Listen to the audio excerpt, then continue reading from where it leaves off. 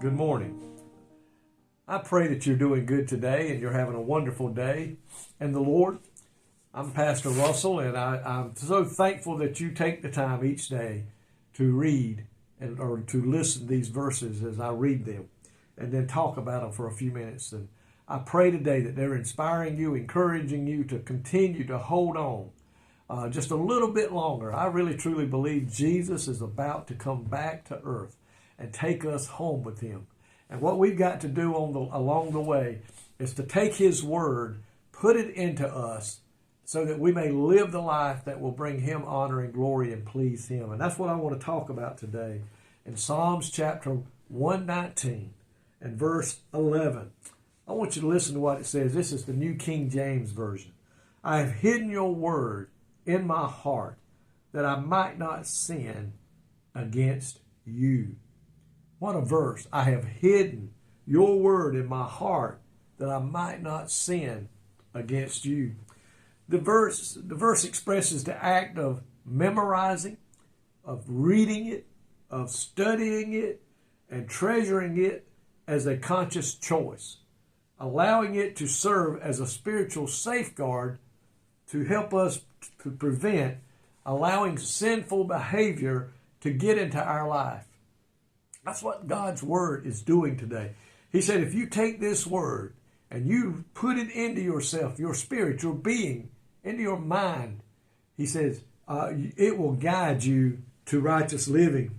So we look at this today. God's word is here to help us stay away from sin, to deter us from sin. We're going to have it to fight against it until we leave this world. So God made his word. And many times throughout the Bible, we get verses read to us, or we read across a verse that just encourages us to hold on, encourages us to keep fighting the fight of faith.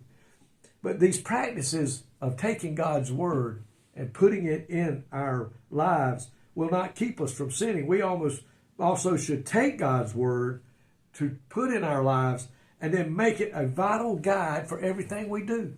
In other words, when we have to make decisions about going somewhere, doing a certain thing, whatever it may be, we need to get into the Word of God.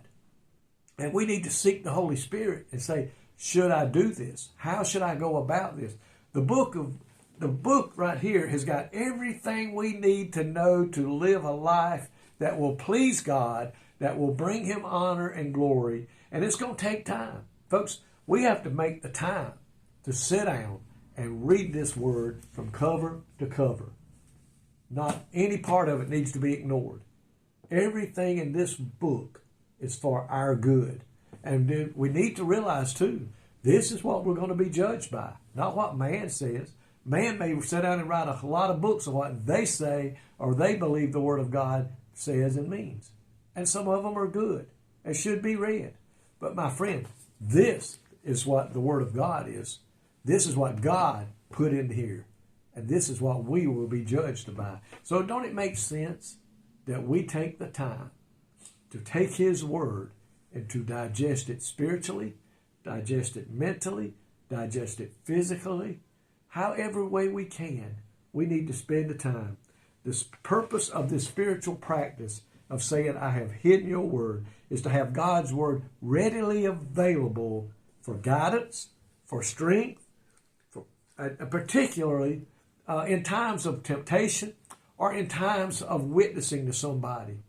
We need this word in here. And you know what? I have found out if we will put forth the effort to put it in our spirit, the Holy Spirit will take it and bring it back to our remembrance while we're doing whatever. If we're witnessing, if we're trying to convince ourselves not to do this, this is not the way to go. He'll make sure it comes back to our memory if we will put forth the effort to take it and put it in us. So today I pray that you're doing that. I pray that I do it every day too.